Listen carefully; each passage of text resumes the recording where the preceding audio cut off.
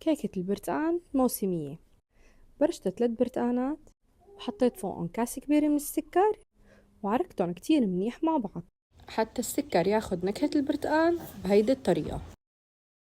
4 بيض بحرارة الغرفة حطيتهم بجات غميق مع معلقة صغيرة فانيليا، خفقتهم مع بعض شوي وضفت فوقهم السكر مع برش البرتقان وخفقتهم كتير منيح وشوية خل أبيض. ضفت 3/4 الكباية من الزيت النباتي و3/4 الكباية من عصير البرتقان الفريش. نخلت فوقهم 2 كبار من الطحين وظرف من البيكنج باودر.